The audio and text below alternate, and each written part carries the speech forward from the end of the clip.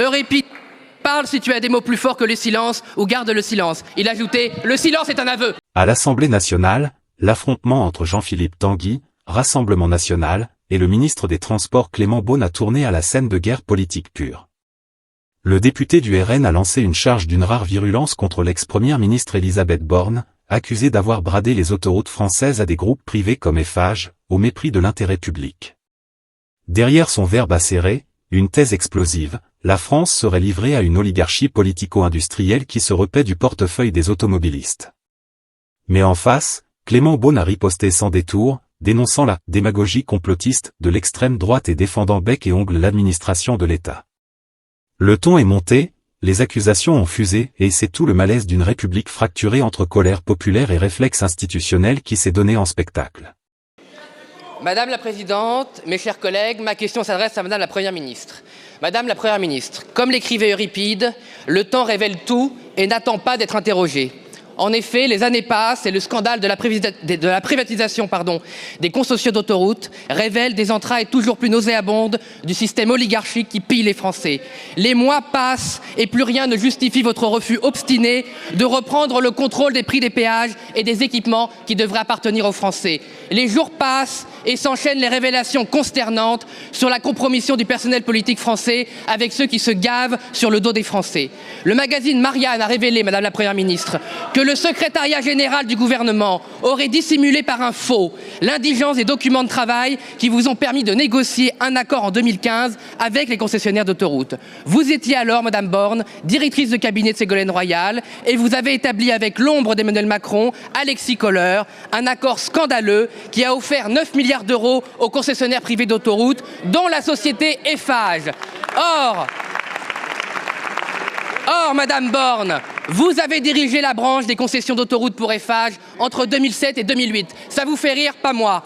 Comment avez-vous pu mener de telles négociations alors que vous étiez en conflit d'intérêts évident à la tête de ces concessions, Madame Borne? Comment pouviez-vous ignorer les bénéfices intolérables qu'Eiffage faisait sur les péages?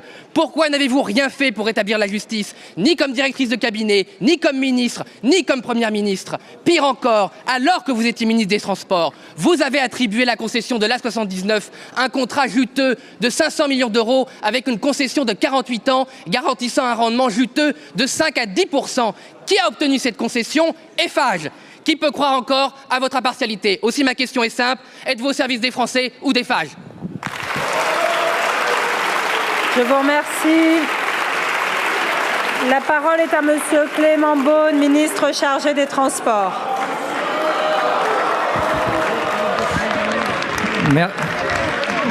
Merci Madame la Présidente, Mesdames et Messieurs les députés, Monsieur le député Tanguy. Dans le sillage de ce qu'a dit la Première ministre au service de l'intérêt général, je voudrais avoir un mot en particulier pour, si vous le permettez, Stéphane Testo, agent des routes, qui est décédé hier. Je suis allé voir ses collègues hier après-midi. Vous me permettez, en tant que ministre des Transports, d'avoir une pensée aussi pour les agents des routes qui rendent service aux Français. Mais je vois que ça ne vous intéresse pas, mais je vais répondre à votre question, Monsieur Tanguy. Je vois que vous et votre démagogie vous portez bien. Et je vais vous dire, Monsieur Tanguy, j'en ai assez, j'en ai ras-le-bol de votre démagogie au service de votre électoralisme insupportable et ce complotisme de bas étage qui salit nos agents publics. Vous venez de parler du secrétariat général du gouvernement qui est sous l'autorité de la Première ministre, qui est composé de fonctionnaires dévoués. Je ne supporterai pas que vous jetiez le soupçon sur le secrétariat général du gouvernement. Je ne supporterai pas que vous jetiez le soupçon sur l'administration du ministère des Transports comme vous l'avez fait sur l'administration du ministère de l'économie. À chaque fois que nous avons été sollicités, je l'ai fait encore la semaine dernière, nous avons répondu à chacune de vos demandes. Nous avons transmis le rapport de l'inspection générale des finances. J'ai transmis moi-même la semaine dernière, à la demande de parlementaires et de journalistes, une note de 2013 sur ce sujet. Il n'y a pas lieu d'avoir le moindre complotisme. On peut avoir un débat politique. J'ai été des heures dans cet hémicycle, vous étiez là d'ailleurs, Monsieur Tanguy, pour répondre à chacune de vos questions sur les concessions, pour répondre à chacune de vos questions sur les péages. Mais cessons ces mots insupportables qui participent aussi à cette violence politique. Nous ne pouvons pas vivre dans ce climat. Je vous demande d'arrêter ce complotisme odieux. Merci beaucoup, Monsieur le ministre. Monsieur Tanguy. Euripide parle si tu as des mots plus forts que le silence ou garde le silence. Il ajoutait « Le silence est un aveu ». Merci. Allez-y, monsieur le ministre. Tout est dit, monsieur Tanguy, vous n'écoutez même pas les réponses, vous lisez des fiches préparées. Merci beaucoup, monsieur le ministre. Elle ne suivait hélas pas, puisque vous avez les pieds et les poings liés par votre propre majorité, par un gouvernement abusif des juges et par une démocratie européenne qui ne cesse de s'immiscer dans nos affaires. À ce titre, la pitoyable mascarade de l'expulsion ratée de l'agent de haine d'Oualem est une humiliation de trop. Elle a la même cause que la prise d'otage que constitue l'enfermement abject de Boualem Sansal et avec lui de ces idées lumineuses qui devraient, elles, être le véritable lien avec le grand peuple algérien. Mais quel respect pourriez-vous espérer des gérontes du régime d'Alger, vous, avec Emmanuel Macron, qui alternait en 2017, en quelques mois, l'éloge de la colonisation, puis l'insulte à notre histoire en prétendant que la France avait commis des crimes contre l'humanité? Qu'espérer comme respect quand un ancien ministre de l'Intérieur, si devant garde des Sceaux désormais, allait poser une gerbe bleu-blanc-rouge devant la stèle du FLN qui a assassiné tant d'innocents?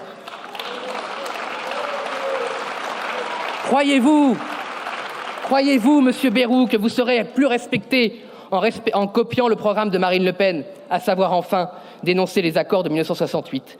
Même sur un tel sujet, ceux qui insultaient le Rassemblement national se soumettent à nos diagnostics, puis à nos solutions, dans l'ordre, la soumission de M. Wauquiez, de M. Philippe et maintenant de M. Attal.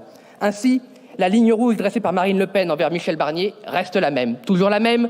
Nous exigeons une vraie loi de contrôle sur l'immigration, une vraie politique contre la sécurité, une vraie diplomatie qui fasse respecter la France. 3 sujets dont plus personne, à part les fanatiques de gauche, n'ose dire qu'elles ne sont pas intimement liées. Reste la mère des batailles parlementaires, le budget et donc le financement de toute votre politique, ou votre inertie en l'occurrence. Vous vous accrochez à tous les tabous qui font depuis 50 ans, tous les budgets sont déficitaires. À quel moment pouvez-vous sérieusement penser que des résultats différents viendront de la même politique?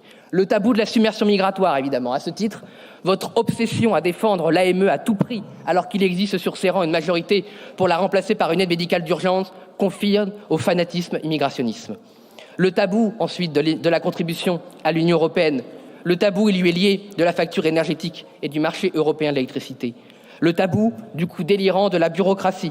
À ce titre, Monsieur Bayrou, vous avez annoncé un fonds de modernisation de l'État. Il existe déjà depuis 2017 et ce n'est pas en rajoutant l'IA qu'il sera plus efficace que l'échec qu'il a déjà fait.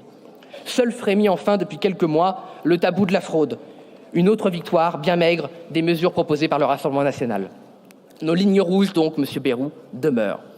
Tout d'abord, le Rassemblement national se félicite que les retraites soient bien indexées, que les médicaments ne soient plus déremboursés, vous l'avez annoncé aujourd'hui, et que vous donniez plus de moyens à nos soignants et à l'hôpital. C'est une grande victoire de Marine Le Pen, qui a respecté seule sa parole envers les Français quand vous tous, macronistes et républicains, l'aviez trahi.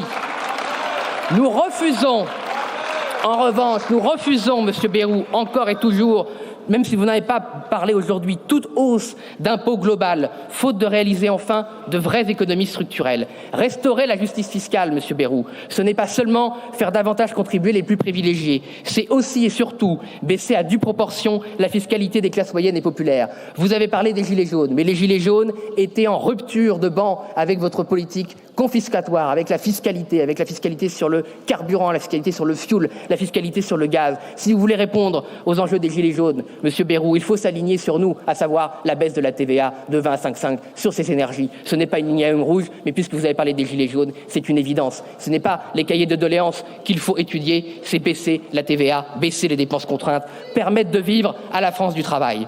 Nous déplorons donc, Monsieur Bayrou, d'ailleurs, que vous ne présentiez rien, désespérément rien, à la France du travail.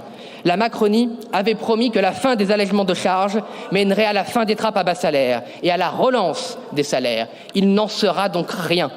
La Macronie avait promis de favoriser l'industrie par la baisse des impôts de production et une réforme des règles ineptes du marché européen de l'électricité. Il n'en sera donc rien. La Macronie avait promis aux agriculteurs de pouvoir bénéficier enfin de prix rémunérateurs et d'être libérés de la bureaucratie et des interdictions de produits phytosanitaires qui vont mener à l'extinction de filières entières sur notre sol. Il n'en sera rien. La France du travail, les Français qui produisent des richesses, Monsieur Bayrou, sont à l'agonie. Rarement a été aussi profond le fossé entre le fossé entre l'économie réelle et la spéculation. Alors que les défaillances d'entreprises atteignent des records, qu'une vague de désindustrialisation frappe notre pays, les multinationales affichent un nouveau record de dividendes versés et de rachats d'actions frôlant les 100 milliards d'euros, une hausse de plus de 60% depuis 2019. Les surprofits ne sont plus exceptionnels, ils sont devenus la norme au détriment de l'investissement, au détriment de la recherche, au détriment des salaires. En réalité, le désordre régalien macroniste répond immanquablement au désordre économique et social.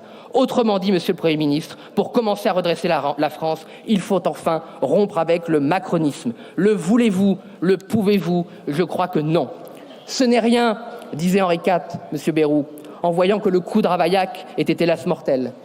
Mais personne, pas même le meilleur des rois, ne peut maîtriser des tragédies qui dépassent sa personne. Or, comme disait Charles de Gaulle, dans un drame où chaque peuple joue sa vie, il faut que des hommes de cœur aient le courage de voir les choses en face et de les dire avec franchise et surtout d'agir. Nous disons aux Français, tenez bon, on arrive. Je vous remercie. Ce duel n'était pas qu'un simple échange parlementaire, c'était une scène révélatrice du climat politique français.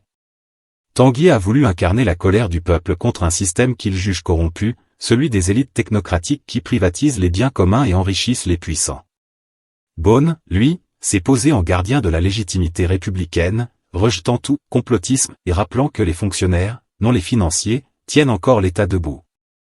Mais au-delà des mots, une fracture béante s'est affichée, d'un côté, la défiance viscérale envers le pouvoir, de l'autre, un exécutif replié sur sa légitimité institutionnelle. Et dans ce face-à-face tendu, personne n'a gagné, la colère a trouvé son porte-voix, la République sa défense, mais ni l'une ni l'autre n'a su convaincre un pays qui, lui, voit surtout que l'autoroute vers la justice sociale reste toujours à péage.